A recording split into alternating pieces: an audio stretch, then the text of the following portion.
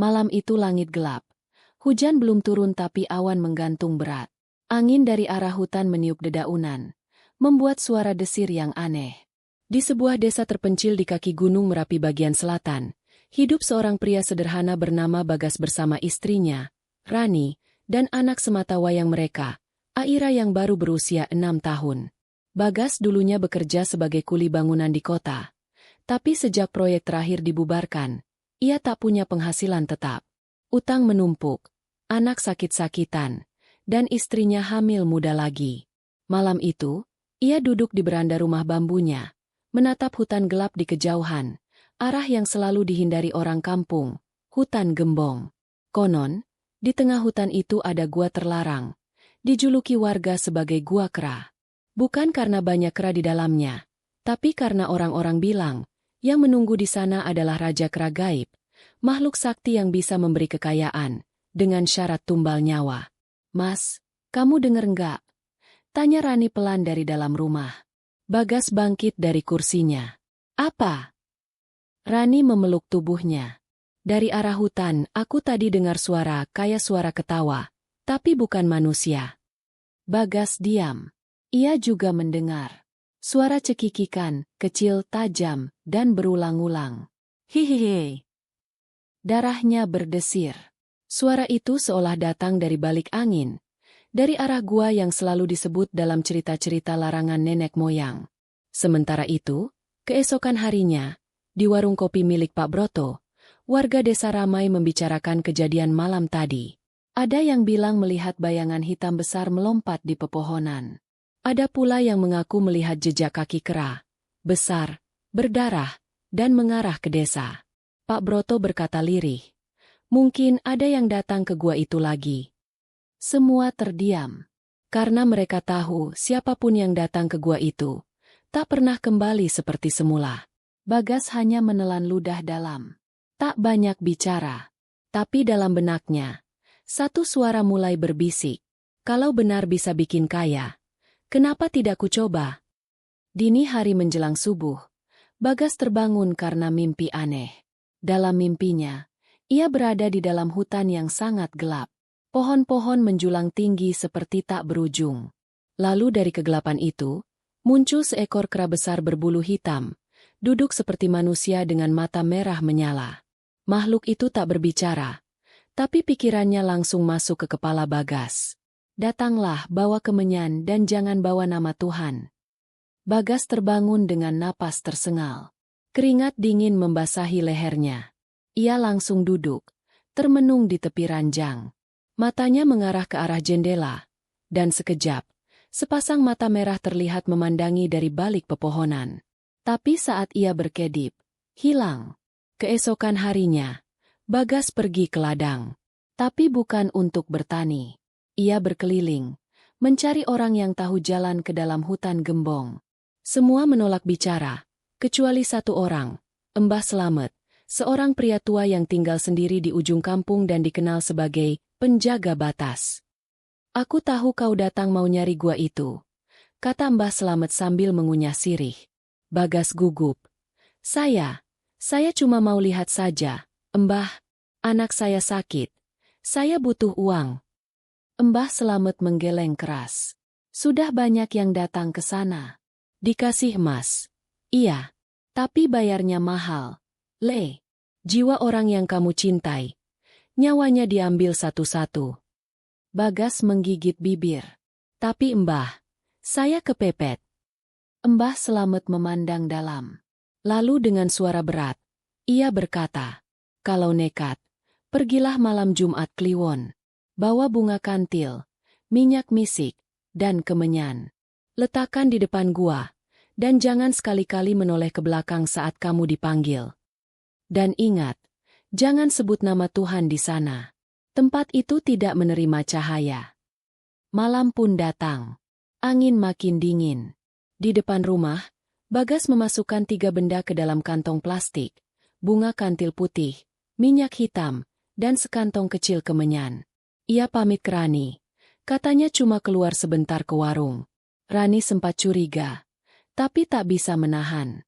Tak ada yang tahu bahwa malam ini, Bagas telah melangkah ke tempat yang selama ini hanya dibicarakan dengan berbisik, Gua Kera. Langkahnya pelan menyusuri hutan. Udara jadi semakin pekat. Suara binatang lenyap, digantikan oleh suara aneh. Hiei!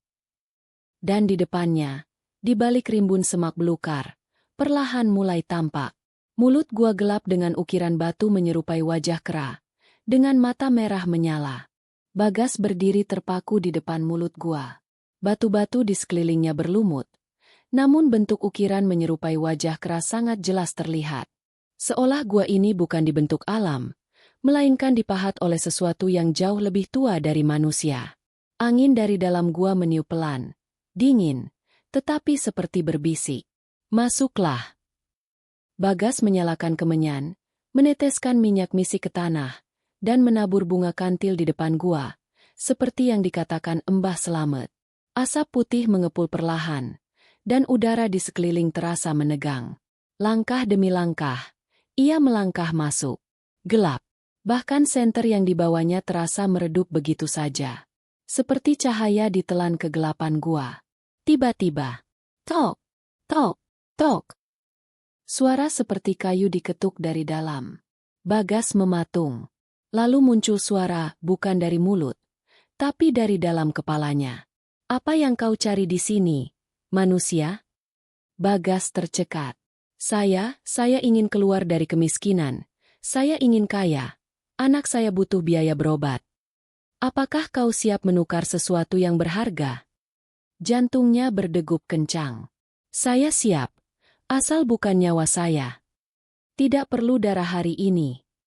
Letakkan rambut anakmu di batu itu, dan kekayaan akan mulai datang. Bagas terkejut. Rambut. Aira. Satu helai saja untuk tanda ikatan. Dengan tangan gemetar, Bagas merogoh dompet kecil yang selalu ia bawa. Di dalamnya, tersimpan jepitan rambut Aira, lengkap dengan sehelai rambut yang menempel di sisinya. Ia letakkan rambut itu di batu hitam di tengah gua. Seketika, lantai gua bergetar pelan. Diterima. Tiba-tiba, asap kemenyan berubah menjadi pekat.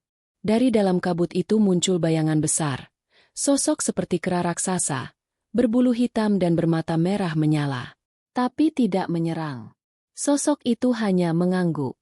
3 hari dari sekarang, uang akan datang. Tapi ingat, satu ikatan telah dimulai. Dan tak bisa dibatalkan. Begitu suara itu lenyap, Bagas tersadar. Ia sudah berada di luar gua. Badannya dingin, bajunya basah keringat. Tak tahu bagaimana bisa keluar. Tapi satu hal yang pasti, ia sudah membuat perjanjian. Dan malam itu, suara tawa kecil dari pepohonan kembali terdengar. Hihehe. Sudah 3 hari sejak Bagas melakukan ritual di gua terlarang itu. Sejak malam itu, ia tidak pernah menceritakan apa yang terjadi, bahkan pada Rani, istrinya. Tapi sesuatu memang berubah. Hari pertama, seekor kera putih muncul di belakang rumah. Ia duduk diam di atas pohon pisang, hanya memandang ke arah rumah Bagas. Beberapa warga melihatnya, dan mereka heboh, karena selama hidup mereka di desa itu, belum pernah ada kera putih sebesar itu turun ke pemukiman. Rani sempat bertanya, "Mas, kamu lihat kera itu? Kok dari tadi duduk di situ saja?" Bagas hanya menjawab singkat, "Enggak usah dipikirin. Mungkin cuma nyasar." Tapi dalam hatinya, ia tahu. Tanda pertama. Hari kedua, Bagas pulang dari kebun dan mendapati tumpukan uang tunai dalam kantong plastik hitam di bawah kolong tempat tidur. Jumlahnya banyak, belasan juta rupiah, dalam kondisi basah dan bau apek. Bagas gemetar. Ia tak pernah merasa mengambil atau menyimpan uang sebanyak itu. Ia juga tahu, uang itu bukan hadiah, melainkan alat pengikat. Sore harinya, Aira, putrinya, tiba-tiba demam tinggi. Tubuhnya panas seperti terbakar, dan ia terus mengigau. Panas-panas, ada kera-kera di kamar. Rani panik. "Mas, Aira lihat apa?" Bagas tercekat. Tanda kedua. Malam ketiga, Bagas terbangun oleh suara pintu kayu yang diketuk pelan. Tok, tok, tok. Ia bangkit dari ranjang dan perlahan membuka pintu depan. Tak ada siapapun. Tapi di tanah depan rumah, terlihat tapak kaki kera, besar, dan basah oleh darah. Jejak itu mengarah ke pohon pisang belakang rumah. Dan di sana, kera putih itu tak ada.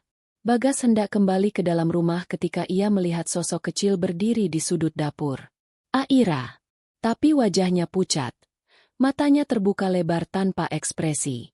Lalu dari mulut Aira, keluar suara bukan suara anak kecil, melainkan suara serak dan dalam.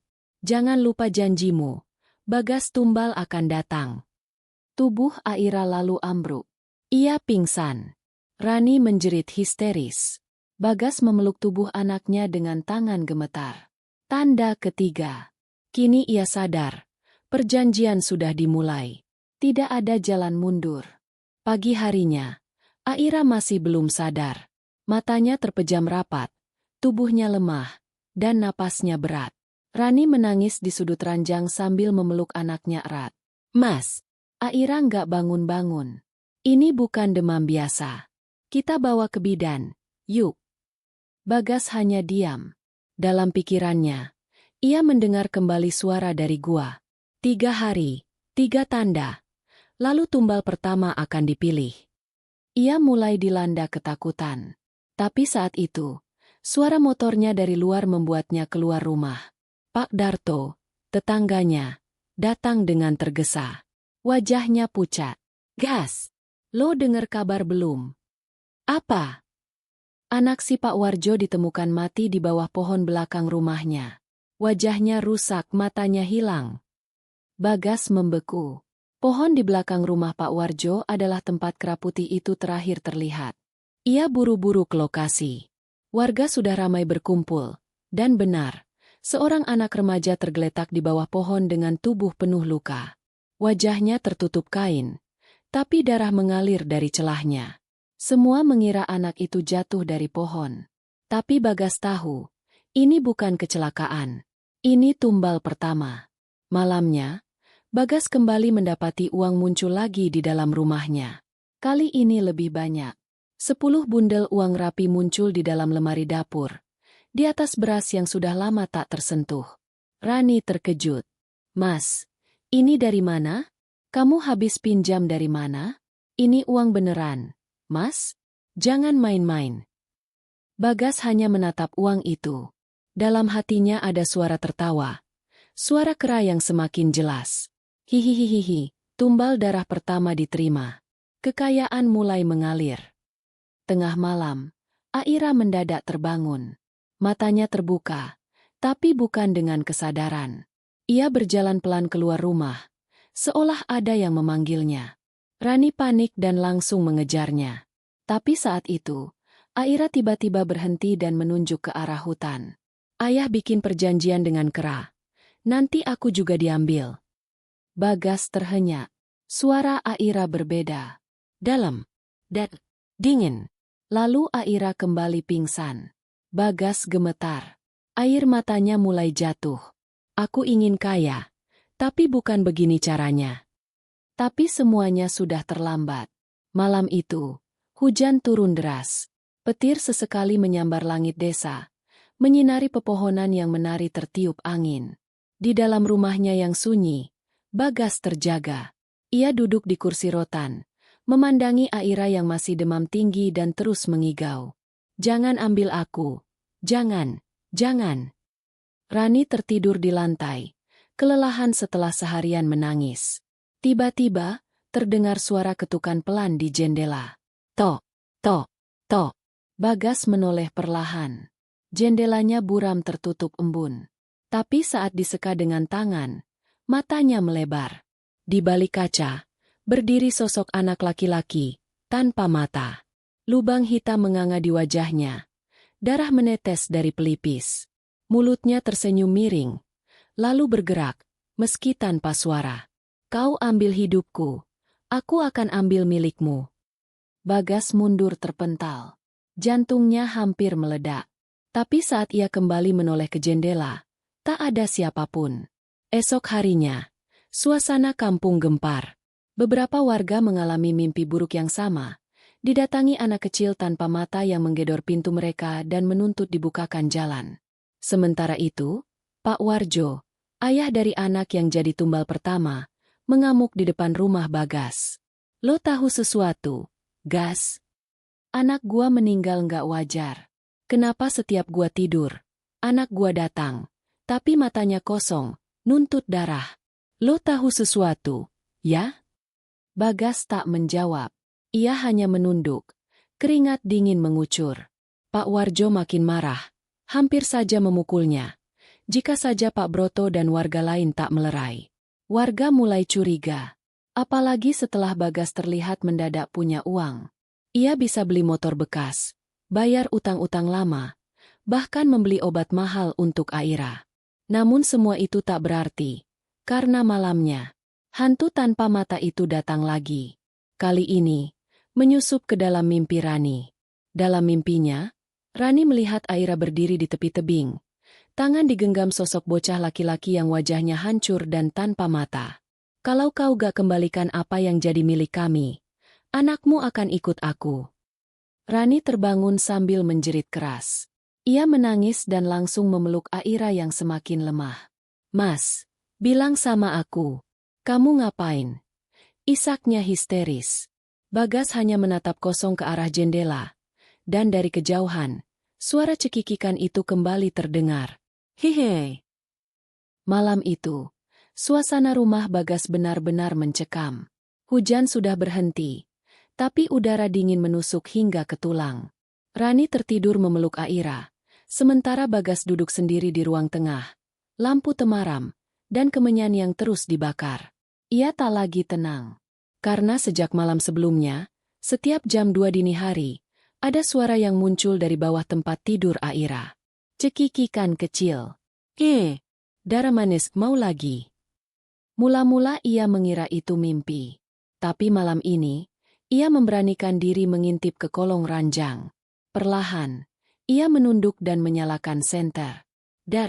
Genangan darah berwarna merah kehitaman terlihat di bawah dipan. Tapi tidak menetes dari tubuh Aira. Bahkan tidak berbau. Bagas mundur. Lalu mendengar suara bisikan dari kolong ranjang. Satu tumbal belum cukup. Ku berutang. Pagi harinya, Rani histeris ketika mendapati bantal yang digunakan Aira basah oleh darah. Tapi tidak ada luka sedikit pun di tubuh anaknya. Aira berdarah mas. Ini apa? Bagas bingung menjelaskan. Ia hanya bisa berbohong. Mungkin mimisan, udah, tenang aja. Namun diam-diam, ia kembali ke gua malam itu, tanpa sepengetahuan siapapun. Sesampainya di gua, Bagas berlutut di hadapan mulut gua. Sudah, cukup. Saya gak sanggup lagi. Jangan ganggu anak saya. Tapi suara itu muncul kembali dari dalam kepalanya. Kau yang memulai. Kau yang harus selesaikan. Bawa satu lagi, maka Aira akan sembuh. Jika tidak, dia akan mati, dan menjadi milikku selamanya. Bagas menjerit dan memukul tanah. Tiba-tiba, sebuah bayangan melintas cepat di belakangnya. Saat menoleh, ia melihat sosok Pak Warjo, berdiri jauh di antara pepohonan, menatapnya dengan pandangan benci. Gua tahu ini semua gara-gara lo, Gas. Tanpa bicara lagi, Pak Warjo pergi. Bagas sadar, rahasianya nyaris terbongkar. Tapi ia juga tahu, jika ia tak bawa tumbal berikutnya, Aira akan dijemput malam ini. Malam kembali turun di rumah Bagas. Kali ini lebih dingin, lebih sunyi, tapi juga lebih mencekam. Aira terbaring lemah dengan kulit pucat dan mata yang kerap bergerak-gerak saat tidur. Sementara itu, Rani terus membaca doa, menggenggam tasbih dan menangis diam-diam. Bagas hanya duduk terpaku, tubuhnya lemas, namun pikirannya kalut. Jam menunjukkan pukul 1.59 dini hari. Dan tepat saat jarum melewati angka 2. Cek, cek. Suara kayu tempat tidur bergeser sendiri. Seolah ada sesuatu bergerak di kolongnya. Bagas menegang. Ia perlahan mengambil senter dan berlutut. Dengan napas tertahan, ia menyorotkan cahaya ke bawah tempat tidur. Lagi. Tapi kali ini, bukan genangan, melainkan jejak tangan berdarah, seperti tangan anak kecil yang menyeret dirinya dari ujung kolong ke sisi kiri. Dan kemudian, hihihi, terdengar sangat dekat, sangat jelas. Bagas langsung berdiri dan menarik Rani keluar kamar. Ayo keluar. Sekarang. Ada yang gak beres. Apa, Mas? Ada apa sih? Ada yang ngintai Aira dari kolong ranjang. Saat mereka berada di ruang tengah, terdengar suara, duk, duk, duk. Dari kamar Aira. Bagas memberanikan diri masuk lagi. Dan ketika ia melongok ke kolong kasur, ada boneka kecil. Tapi itu bukan boneka milik Aira. Itu adalah boneka jerami, berlumuran darah kering, dengan 2 lubang besar di bagian mata, dan seutas rambut yang jelas milik Aira terikat di lehernya. Bagas menjerit dalam hati. Ini bukan lagi sekadar mimpi buruk. Paginya, Bagas membawa boneka itu ke rumah Mbah Slamet. Sang dukun tua itu hanya menghela napas panjang saat melihatnya. Tumbal pertamamu sudah datang. Tapi darah belum cukup. Ikatan belum lunas. Kau harus pilih, korbankan yang lain, atau dia, Aira, akan diambil sebagai pelunasan. Dan kalau sampai darahnya tumpah di malam Jumat Kliwon berikutnya, dia tidak bisa kembali. Bagas menunduk. Wajahnya pucat pasi. Berapa waktu saya punya? 7 hari. Setelah itu, ia akan jadi milik sang kera selamanya. Sudah 2 hari sejak peringatan Mbah Slamet, dan kondisi Aira memburuk. Tubuhnya seperti membusuk dari dalam, kadang dingin seperti es, kadang panas seperti bara. Bibirnya menghitam, dan dari telinganya keluar darah tipis berwarna hitam pekat. Rani nyaris kehilangan akal. Ia terus menangis dan memaksa Bagas agar membawa Aira ke rumah sakit besar di kota. Tapi Bagas tahu, ini bukan penyakit biasa. Ini kutukan. Kutukan dari perjanjian yang ia buat dengan penunggu gua kera. Malam itu, Bagas kembali bermimpi. Dalam mimpi itu, ia berada di tengah hutan gelap. Di hadapannya duduk sosok kera raksasa bermata merah menyala, memakai mahkota dari tengkorak manusia, dengan tangan yang memegang tali-tali pengikat berlumuran darah. Pilih satu, bawakan ke gua. Jika tidak, anakmu menjadi milikku. Di sebelahnya, Bagas melihat sosok-sosok yang ia kenal. Pak Warjo, Bu Yanti, tetangga yang sering memfitnah Rani, dan bahkan Seno, sahabat lamanya yang kini sukses dan kerap menyombongkan diri. Keesokan paginya, Bagas seperti kerasukan. Ia berjalan ke pekarangan rumah Pak Warjo, membawa segelas air putih dan sebilah pisau kecil di balik jaket. Tangannya gemetar. Keringat dingin mengucur. Ia sudah sampai di depan pintu. Tapi tiba-tiba, Aira menjerit dari dalam rumah. Ayah, jangan tambah korban lagi, jangan. Bagas terperanjat.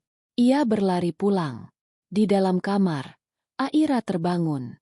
Tapi matanya putih semua. Ia duduk tegak dan berkata dengan suara dalam. Kalau ayah bunuh yang tak bersalah, aku tetap mati. Karena kera itu haus kejujuran, bukan sekadar darah. Kau bukan hanya berdosa, kau akan dihancurkan. Lalu Aira ambruk kembali, pingsan. Bagas terpaku. Ia mulai sadar bahwa tumbal kedua bukan soal siapa yang dikorbankan, tetapi siapa yang paling dicintai. Dan kalau dia memilih jalan yang salah, maka bukan hanya Aira, tapi seluruh keluarganya akan lenyap. Langit mendung menggantung di atas desa. Angin membawa aroma anyir dari hutan. Semenjak malam Aira kerasukan dan mengucapkan kalimat misterius, Bagas tak bisa tidur. Wajah anaknya terus muncul dalam pikiran. Pucat, tak bernyawa, dengan suara yang bukan miliknya. Hari itu, Bagas datang ke rumah Mbah Slamet. Wajahnya penuh ketakutan dan keputusasaan.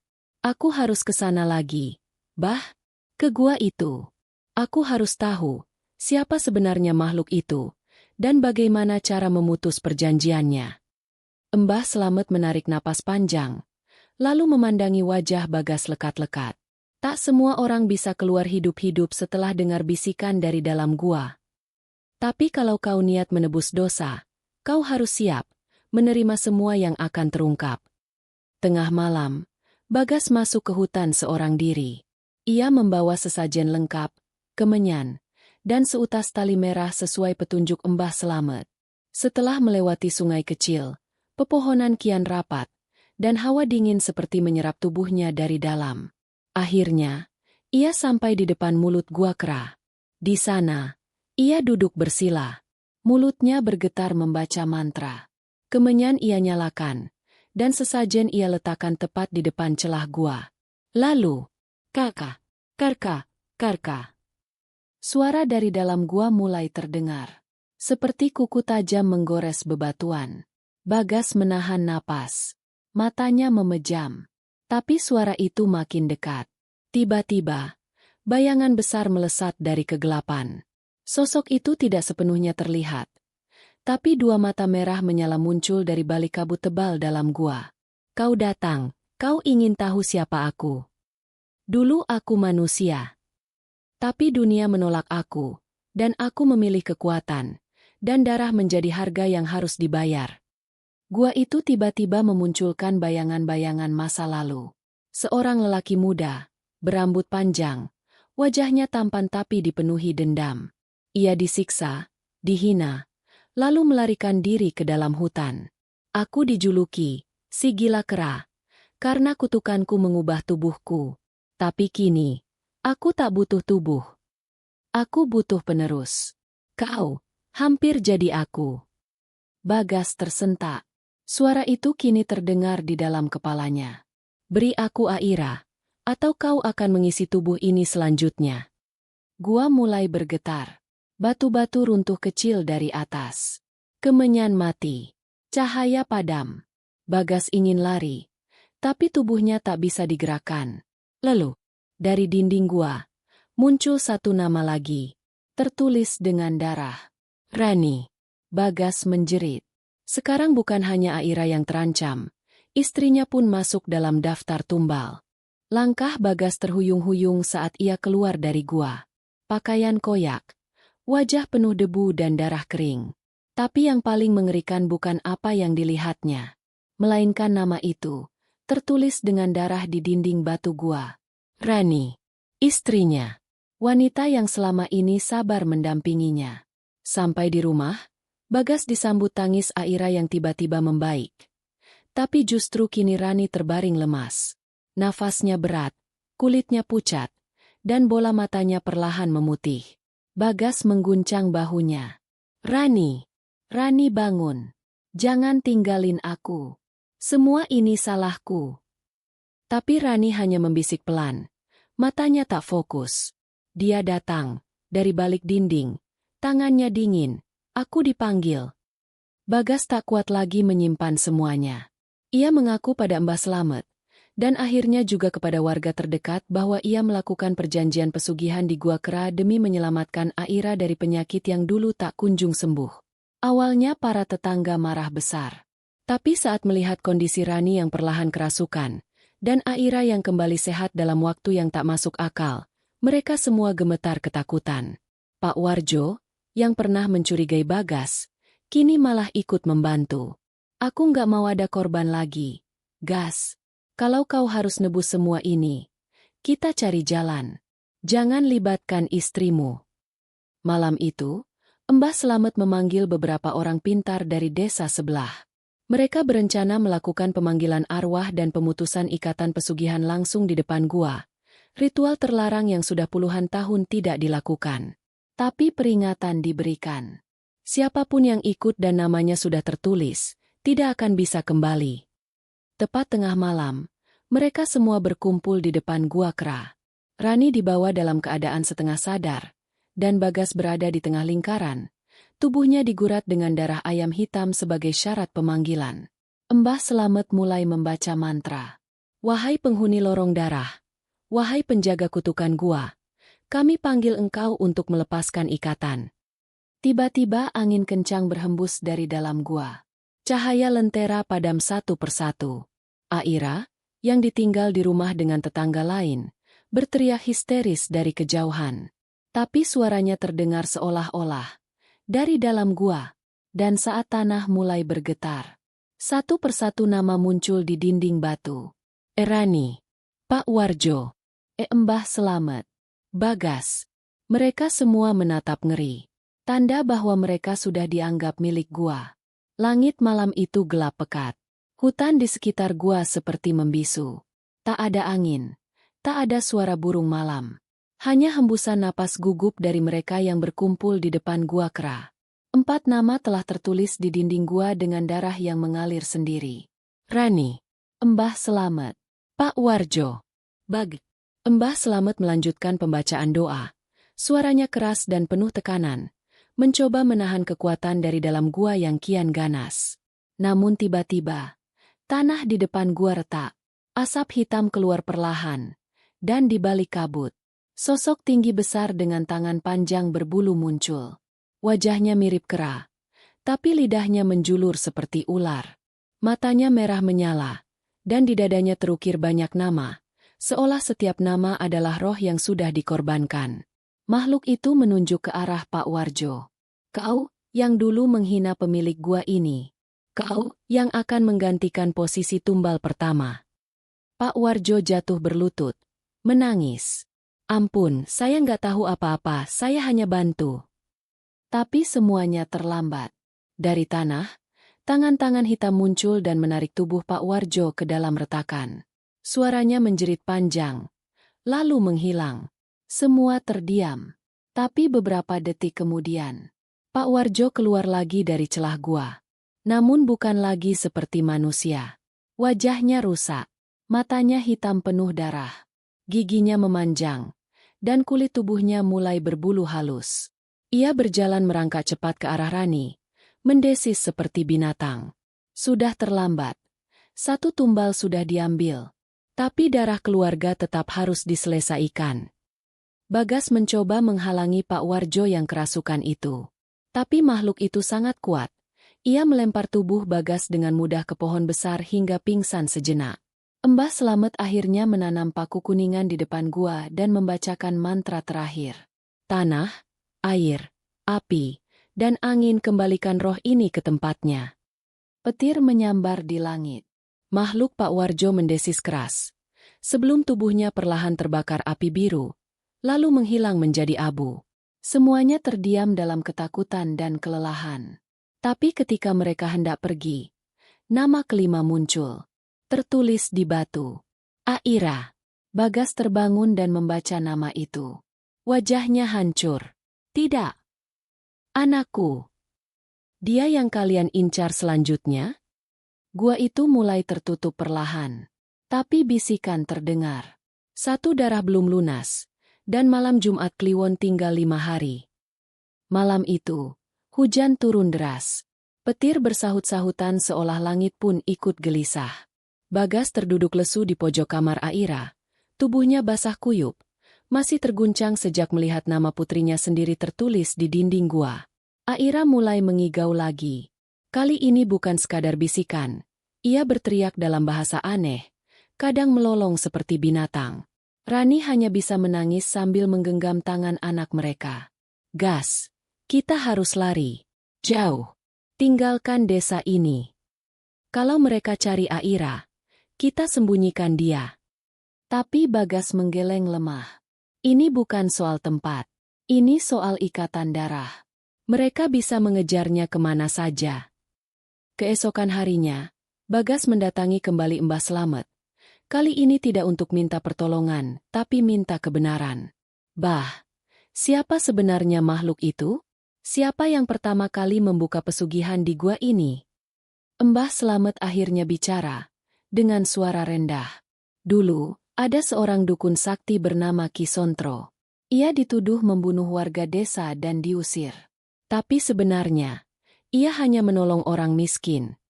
Ia bersemedi di gua itu dan membuat perjanjian dengan makhluk, kerajaan bawah tanah. Makhluk itu memberinya kekayaan, tapi dengan syarat, tiap 7 windu, harus ada darah keturunannya sendiri yang dikorbankan. Bagas tersentak. Lalu, apa hubungannya dengan aku? Mbah Slamet menatapnya tajam. Karena kau adalah cicit dari Ki Sontro. Dan Aira, darah keturunannya yang masih hidup. Darah Bagas seperti berhenti mengalir. Semua mulai masuk akal. Kenapa hanya keluarganya yang bisa berkomunikasi langsung dengan roh di gua? Kenapa nama Aira muncul terakhir? Aira adalah tumbal utama yang ditunggu selama puluhan tahun. Dengan petunjuk yang didapat, Bagas pergi ke rumah buyut Pak Iman, satu-satunya orang tua di desa yang konon pernah bertemu langsung dengan Ki Sontro. Buyut Pak Iman memberi satu-satunya harapan.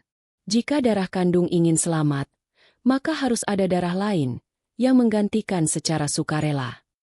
Tapi harus masih dalam garis keturunan yang sama. Bagas menunduk dalam. Ia satu-satunya yang bisa menggantikan Aira. Dan itu artinya, ia harus mengorbankan dirinya sendiri. Hening menyelimuti rumah Bagas malam itu. Aira sudah tertidur dalam dekapan Rani, namun wajahnya tetap pucat dan tubuhnya menggigil, seolah roh dari gua kera masih terus menagih jiwanya, sedikit demi sedikit. Bagas duduk sendiri di ruang tamu, menatap sebuah pisau pusaka warisan keluarga dan selembar kain putih yang akan digunakan dalam ritual penyerahan diri. Tangannya gemetar, tapi tekadnya sudah bulat. Lebih baik aku yang pergi, daripada melihat Aira tumbuh dalam teror makhluk keparat itu. Sebelum berangkat, ia mencium kening Rani dan Aira. Kalau aku nggak kembali, jangan pernah mendekati gua itu lagi. Anggap aku sudah mati. Tengah malam, Bagas kembali ke gua kera, seorang diri. Di pundaknya tergantung kain putih dan sesaji, kepala kambing hitam, darah ayam cemani, dan rambutnya sendiri yang dipotong separuh malam sebelumnya. Ia masuk ke dalam gua tanpa penerangan. Langkahnya tenang, meski di dalam dadanya gemuruh ketakutan. Di tengah gua, ia menggambar lingkaran darah dan duduk bersila. Dengan suara lantang, ia membaca mantra yang diajarkan oleh Mbah Slamet. Aku, Bagas bin Santoro, datang, menyerahkan darahku sebagai pengganti, demi menyelamatkan darah keturunanku. Gua itu bergemuruh. Dinding batu memerah seperti membara. Kabut hitam mulai turun dari langit-langit gua. Lalu muncul sosok makhluk kera besar dengan taring panjang dan mata merah menyala. Makhluk itu menatap Bagas dan tertawa pelan. Kau pikir semudah itu menggantikan? Kami tak butuh nyawamu. Kami butuh jiwamu. Tiba-tiba tanah di bawah Bagas runtuh, dan ia terjatuh ke ruang bawah gua, ruang yang tak pernah ia ketahui sebelumnya. Di sana, ada penuh tulang belulang manusia, dan di tengahnya berdiri satu altar batu dengan cermin hitam besar. Kalau kau mau menggantikan Aira, masuklah ke dalam cermin itu. Dan biarkan gua mengambil seluruh ingatanmu. Tubuhmu boleh hidup, tapi jiwamu tak akan kembali. Bagas berdiri di depan cermin. Bayangannya mulai kabur. Dari dalam cermin, muncul versi dirinya, tapi dengan wajah kosong dan mata serupa kera. Inilah kau, setelah kutukan dijalankan. Air mata Bagas menetes. Tapi ia hanya berbisik. Asal Aira selamat, lakukan sesukamu. Dan dengan langkah penuh keberanian, Bagas melangkah masuk ke dalam cermin hitam. Cermin itu pecah seketika, dan tubuh Bagas menghilang dalam ledakan asap kelam. Di rumah, Aira tiba-tiba terbangun. Ia tersenyum kecil dan berkata, "Ayah, bilang, aku harus jaga ibu baik-baik." Rani menangis. Entah mengapa, hatinya terasa kosong. Seperti ada sesuatu yang pergi selamanya. 3 hari telah berlalu sejak Bagas menghilang di gua kera. Rani mulai menerima kenyataan bahwa suaminya telah mengorbankan nyawa demi menyelamatkan Aira. Namun di dalam hatinya, ada yang terasa janggal. Seperti masih ada sesuatu yang belum selesai. Sampai malam itu, Rani terbangun karena mendengar suara ketukan pelan di depan pintu rumah. Tok, tok, tok. Awalnya ia pikir tetangga.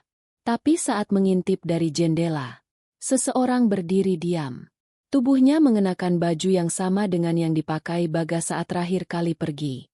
Tapi wajahnya tertunduk, tertutup bayangan. Dengan tubuh gemetar, Rani membuka pintu. Gas? Lelaki itu mengangkat wajahnya perlahan. Dan benar, itu Bagas. Tapi bukan seperti yang ia kenal. Matanya kosong, tidak ada sorot kehidupan. Senyumnya tipis, kaku. Kulit wajahnya lebih pucat, dingin seperti batu. Aku pulang. Rani langsung memeluknya sambil menangis. Namun tubuh Bagas terasa kaku. Ia tak membalas pelukan. Hanya berdiri dia menatap langit-langit rumah. Malam itu, sesuatu yang aneh mulai terjadi. Bagas tidak makan. Ia tidak tidur. Dia berdiri menghadap jendela selama berjam-jam, tanpa bergerak sedikit pun. Aira senang ayahnya kembali. Tapi saat Bagas mengusap kepalanya, gadis kecil itu berkata pelan, "Ayah." Tangannya dingin banget, dan matanya kayak kera. Keesokan harinya, warga desa dikejutkan oleh kemunculan Bagas. Ia berjalan melewati jalan desa dengan langkah perlahan, dan semua yang menatapnya merasa merinding. Bahkan anjing penjaga pun menangis melolong melihatnya. Pak RT mencoba menyapanya. "Mas Bagas? Alhamdulillah selamat ya." Namun saat Bagas menoleh, wajah Pak RT langsung pucat. Mata Bagas berubah merah sejenak. Dan dari balik bajunya, ekor kecil berbulu tampak melilit tubuhnya. Mbah Slamet akhirnya datang ke rumah Bagas malam itu. Ia langsung bersimpuh di depan lelaki itu dan berkata, "Kau bukan lagi manusia seutuhnya. Kau adalah wadah roh penjaga gua. Dan kau sekarang penyambung antara dua dunia." Bagas menatapnya. "Kosong. Aku tidak punya nama. Aku hanya tubuh yang dipakai. Tapi selama Aira hidup, tak akan ada yang menyentuhnya." Namun Mbah Slamet tahu, kondisi ini tidak akan lama. Karena jiwa Bagas yang asli, perlahan akan terhapus sepenuhnya. Jika tidak dihentikan sebelum malam Jumat Kliwon berikutnya, ia akan berubah sepenuhnya menjadi penjaga gua baru, menggantikan makhluk terdahulu. Dan jika itu terjadi, Aira tetap akan ditarik sebagai tumbal utama. Malam Jumat Kliwon akhirnya tiba. Langit gelap tanpa bulan. Suara binatang malam pun hilang, seolah alam menahan napas untuk menyaksikan akhir dari kutukan keluarga Bagas. Di dalam rumah, Rani terus membaca doa sambil memeluk Aira erat. Sementara Bagas berdiri di sudut rumah, diam seperti patung. Matanya menatap kosong ke arah pintu yang belum dibuka. "Rani." Suara Bagas terdengar lebih berat, lebih dalam, hampir bukan miliknya. "Malam ini, mereka akan datang." Rani menoleh dengan air mata mengalir. "Kau janji akan lindungi Aira, Gas. Kau janji. Kau suaminya, ayahnya." Bagas tak menjawab. Ia hanya berjalan keluar menuju halaman. Dari kejauhan, suara lonceng dan auman mulai terdengar. Suara khas dari alam bawah tanah yang membuka jalan ke dunia manusia. Tak lama, kabut hitam turun menutupi rumah. Dari dalam kabut, muncul bayangan-bayangan menyerupai kera hitam besar bertaring panjang. Tubuh mereka membungkuk, mata merah menyala, dan setiap langkahnya mengguncang tanah. Di antara mereka, sosok paling besar, makhluk asli dari gua kera, muncul. Ia menunjuk ke arah Aira, dan bersuara nyaring. "Waktunya telah tiba. Darah utama harus kembali." Tiba-tiba, Bagas berdiri di depan makhluk itu. "Ambil aku. Jangan sentuh anak itu." Makhluk itu tertawa keras. "Kau bukan manusia lagi, Bagas. Kau milik kami. Kau bagian dari kami. Tumbal harus tetap dibayar." Lalu, Aira terangkat ke udara, tak terlihat oleh Rani yang kini panik dan berteriak putus asa. "Tidak, Aira!" Namun sebelum makhluk itu bisa menarik Aira ke dalam kabut, suara gamelan terdengar dari kejauhan. Mbah Slamet muncul bersama warga desa yang membawa sesajen terakhir, sesaji pemutus kutukan. Di tangan Mbah Slamet ada satu benda, tulang Kisontro, pendiri pesugihan gua. Dengan membaca mantra pamungkas, ia melempar tulang itu ke arah Bagas. "Darahmu membawa kutukan, maka darahmu juga yang akan menguburnya." Tulang itu menyatu dengan tubuh Bagas, dan tiba-tiba tubuhnya terbakar dengan api biru. Bagas menjerit keras. Namun dalam jeritannya, terdengar suara hatinya. "Rani, jaga Aira. Aku ikhlas. Tubuh Bagas menjadi terang seperti cahaya, lalu meledak menjadi ribuan bintang kecil. Makhluk-makhluk gua berteriak dan terbakar dalam kabut mereka sendiri. Aira jatuh ke tanah, pingsan. Kabut menghilang. Kutukan itu berakhir. Beberapa saat kemudian, hanya keheningan yang tersisa. Mbah Slamet bersimpuh, lemas. Rani menangis memeluk anaknya.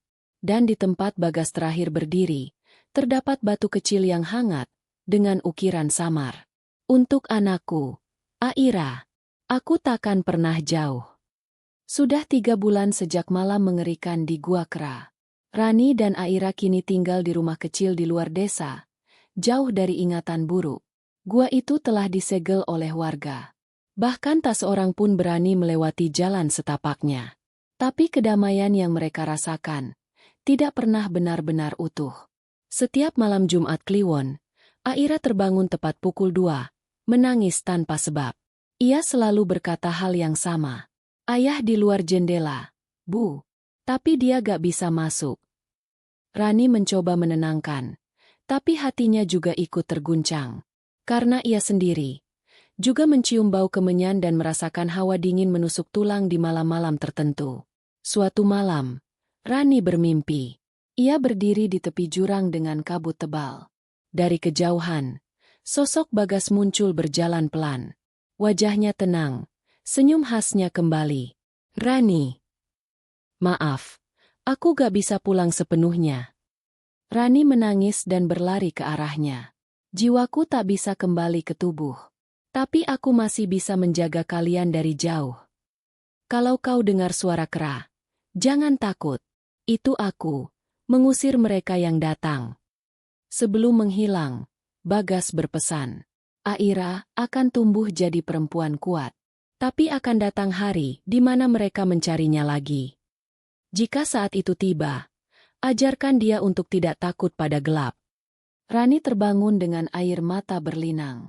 Dan di samping bantalnya, ada rambut Bagas yang dulu ia potong sendiri, tersusun rapi dalam ikatan kecil. Waktu berlalu, Aira tumbuh jadi gadis pintar dan pemberani, tapi setiap malam Jumat Kliwon, ia menyalakan satu lilin di dekat jendela. Ia bilang itu untuk ayah, supaya tak nyasar pulang. Kadangkala, terdengar suara seperti kera memanjat atap rumah, lalu suara lembut di telinga Aira. Jaga ibu. Ya. Dan ketika pagi datang, tapak kaki di tanah basah terlihat di depan jendela. Langkah kaki manusia berhenti tepat di bawah cahaya lilin. Tahun-tahun berlalu. Aira tumbuh menjadi gadis remaja berusia 17 tahun, cerdas dan cantik, tapi tetap menyimpan luka batin yang dalam. Setiap Jumat Kliwon, ia tetap menyalakan lilin di jendela, tradisi sunyi yang diwariskan oleh ibunya, Rani. Hingga suatu hari, seorang pria berjas datang ke desa. Namanya Tirta, pengusaha tambang yang mengaku ingin membangun kawasan wisata spiritual dan petualangan alam. Kami akan eksplorasi gua di balik bukit itu, yang katanya punya nilai mistik tinggi, katanya pada Pak RT. Warga mulai gelisah. Gua itu sudah lama dianggap keramat, bahkan dikutuk. Namun uang berbicara lebih keras dari keyakinan. Sebagian warga tergoda dan setuju untuk membantu pembukaan jalur ke Gua Kera. Rani langsung gelisah saat mendengar kabar itu. Ia pergi ke balai desa, memohon. Gua itu bukan tempat biasa. Sudah ada nyawa yang dikorbankan. Tolong jangan bangunkan sesuatu yang sudah dikunci. Tapi tak ada yang mau dengar. Rani pulang sambil gemetar, dan Aira tahu, sesuatu yang buruk akan terjadi lagi. Malamnya, Aira kembali bermimpi. Ia berada di tengah hutan, di depan mulut Gua Kera yang kini terbuka lebar. Dari dalamnya, keluar asap hitam, dan terdengar suara Bagas. Mereka membuka pintu yang tak boleh disentuh. Ketika Aira mendekat, dari balik kegelapan, mata-mata merah bermunculan. Suara jeritan memenuhi udara, dan sesosok makhluk berbulu keluar dari gua, menunjuk langsung ke Aira. Darah utama telah tumbuh dewasa. Aira terbangun sambil berteriak.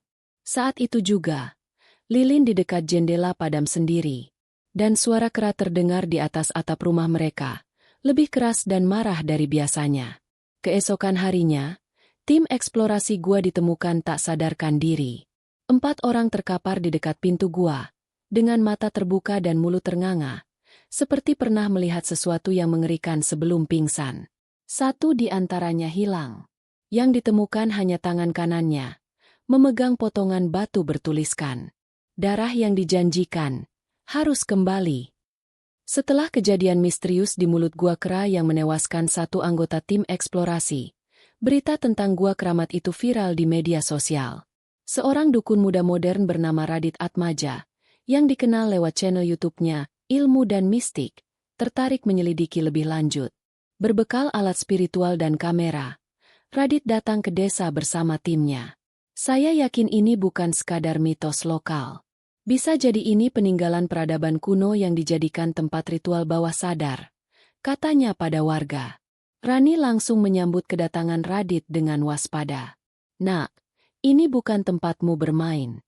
Banyak yang lebih tahu sudah mencoba dan akhirnya dikubur di tempat mereka berdiri." Tapi Radit bersikeras. Ia merasa ini bisa menjadi konten besar, dan kemungkinan membuka misteri energi gaib yang bisa dijelaskan secara spiritual modern. Malam itu, Radit bersama 2 krunya masuk ke dalam gua kera. Ia menyiapkan kamera inframerah, jimat perlindungan, dan mantra pemanggil arwah penjaga. Selama 1 jam pertama, semuanya berjalan normal. Namun ketika mereka menyalakan rekaman EVP, Electronic Voice Phenomenon, suara mengerikan terdengar dari rekaman.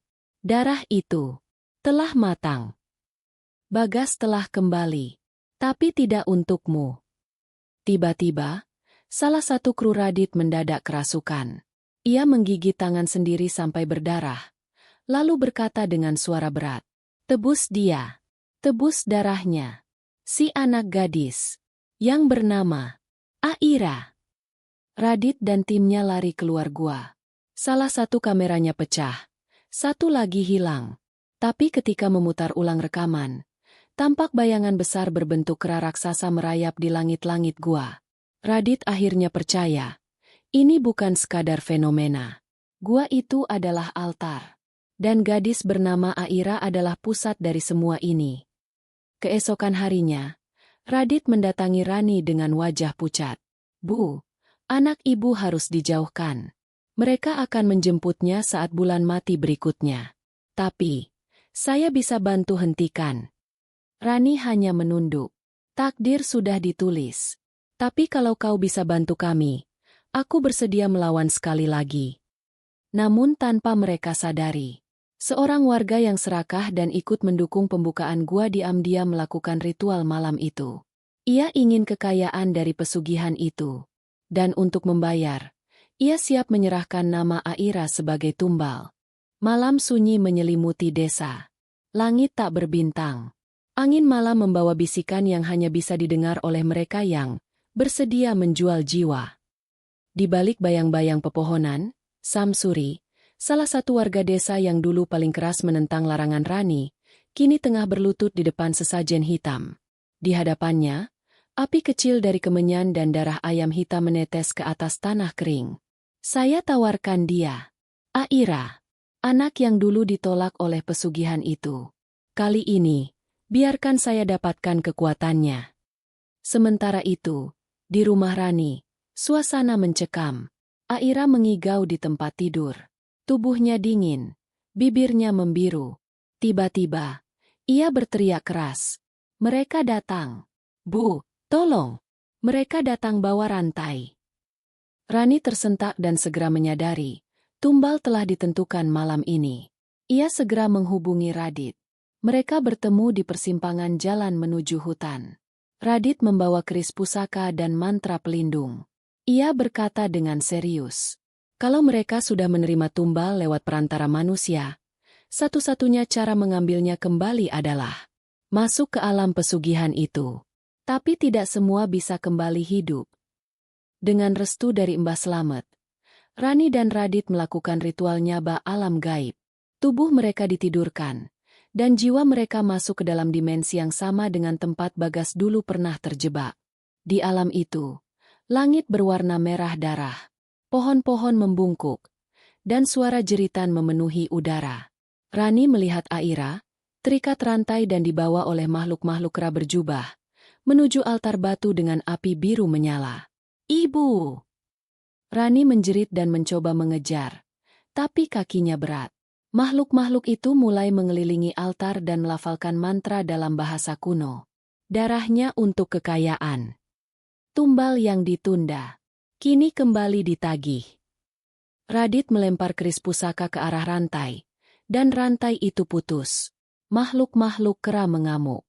Satu di antaranya melompat ke arah Radit dan mencabik lengannya. Jiwanya mulai robek. Tapi saat semuanya tampak hancur, sosok Bagas muncul dari balik kabut. Cukup. Dia anakku. Dia bukan milik kalian. Dengan tubuh bercahaya dan sorot mata membakar, Bagas berdiri di hadapan altar. Ia memanggul Aira dan mendorong Rani serta Radit ke portal cahaya yang muncul di balik altar. Kalian pulanglah. Biar aku jaga gerbang ini. Rani menangis. Gas, jangan. Kau bisa ikut. Kau sudah cukup menebus semuanya. Bagas tersenyum. Tidak, Ran. Aku adalah bagian dari tempat ini sekarang. Tapi kalian masih punya waktu. Lalu satu ledakan cahaya terjadi. Rani dan Radit terbangun dari ritual. Aira menangis di pelukan ibunya. Selamat. Namun Radit terdiam. Matanya berkaca-kaca. Ia tahu, jiwa Bagas kini jadi penjaga abadi Gua Kera. Dan yang lebih mengejutkan, di tangan Aira, ada kalung kayu milik ayahnya, yang dulu dikubur bersama tubuh Bagas. 2 minggu telah berlalu sejak peristiwa penyelamatan Aira dari dunia gaib. Desa kini tampak tenang, tapi hanya di permukaan. Karena sejak malam itu, Gua Kera tak lagi seperti sebelumnya. Gua tersebut tertutup batu besar secara misterius. Tak ada alat berat atau manusia yang sanggup menggesernya. Tapi rumor mulai menyebar. Semalam aku lewat dekat sana, dan kulihat sosok berjubah putih berdiri di depan gua. Mukanya bersinar, tapi penuh luka. Ia seperti berjaga. Warga percaya, Bagas, suami Rani, telah menjadi penjaga abadi gerbang pesugihan itu. Radit memutuskan kembali ke kota, membawa pengalaman itu sebagai pelajaran spiritual terbesarnya. Sebelum pergi, ia menemui Rani dan Aira. Kalau kalian butuh bantuan, aku akan kembali. Tapi kurasa, kini kalian lebih kuat dari siapapun yang pernah aku temui. Ia menyerahkan sebuah kitab kuno warisan Mbah Slamet. Jaga ini. Di dalamnya ada pengetahuan untuk melindungi diri dari godaan pesugihan dan memutus warisan gelap. Sementara itu, Samsuri, orang yang menyerahkan Aira sebagai tumbal, mendadak hilang. Rumahnya ditemukan kosong, hanya menyisakan jejak kaki binatang mengelilingi lantai tanah, dan bercak darah di dekat pintu belakang. Beberapa warga bilang, jeritan Samsuri terdengar dari dalam hutan selama 3 malam berturut-turut. Setelah itu, hutan kembali senyap. Aira kini lebih dewasa. Ia sadar bahwa darahnya, keturunannya, adalah bagian dari garis yang pernah dipilih oleh makhluk-makhluk pesugihan. Tapi ia tak takut lagi. Ia berjanji pada ibunya. Bu, suatu hari nanti, aku akan jadi perempuan yang kuat, dan aku akan melindungi anak-anak lain agar tak jadi korban seperti aku. Pesugihan tidak akan menang selamanya. Malam itu, di bawah cahaya bulan sabit, Rani bermimpi. Ia melihat Bagas duduk di depan Gua Kera, menggendong anak kecil, bayangan masa lalu. Terima kasih sudah menjaga mereka. Bagas tersenyum. Selama aku di sini, tak ada yang bisa menyentuh mereka. Angin berhembus lembut, dan suara kera terdengar dari kejauhan. Tapi kali ini, bukan menyeramkan, melainkan menenangkan. Waktu terus berjalan. Setelah peristiwa besar di Gua Kera, desa perlahan kembali normal. Tapi di balik ketenangan itu, Aira mulai merasakan perubahan dalam dirinya. Ia sering merasakan firasat kuat, mampu membaca mimpi orang lain, dan kadang melihat bayangan hitam di sudut-sudut tempat sepi, seperti mata-mata dari dunia tak terlihat. Rani sadar, Energi pesugihan masih mengalir di darah Aira. Meski gerbang gua kera telah tertutup, warisan itu tak bisa hilang begitu saja. Suatu malam, Aira sedang membaca kitab warisan dari Mbah Selamet. Ia menemukan halaman yang bertuliskan, anak dari garis yang dipilih akan membawa jejak dunia gaib di tubuhnya. Ia dapat menjadi penjaga cahaya atau pembuka kegelapan. Aira terdiam. Tiba-tiba, tangan kirinya terasa panas, dan muncul tanda merah seperti bekas cakaran di pergelangan tangannya. Bu, aku takut. Apa artinya semua ini? Rani menatap anaknya, lalu memeluknya erat. Kau tidak akan sendirian, Nak. Warisan itu memang ada. Tapi bukan berarti kau akan mengulang nasib mereka. Sementara itu, beberapa anak muda di desa mulai penasaran dengan pesugihan. Mereka menganggap cerita Aira dan Radit hanyalah legenda tua yang dilebih-lebihkan. Kalau memang bisa kaya, kenapa nggak coba? Toh guanya udah ketutup juga, kata salah satu dari mereka. Dan malam itu, seorang remaja nekat membuka bekas jalur ke gua, membakar dupa di dekat batu besar, dan menyebut nama Aira sebagai darah terpilih. Akibatnya, batu besar di depan gua retak perlahan. Angin bertiup kencang, dan sosok hitam dengan mata merah menyala keluar dari celah batu, menyeringai dan berkata, "Jika ia menolak, maka kalian yang akan menggantikannya." Esok paginya, warga menemukan jejak kaki kera berlumur darah mengarah ke rumah pemuda itu, dan pemuda tersebut menghilang tanpa jejak. Kini, Aira sadar.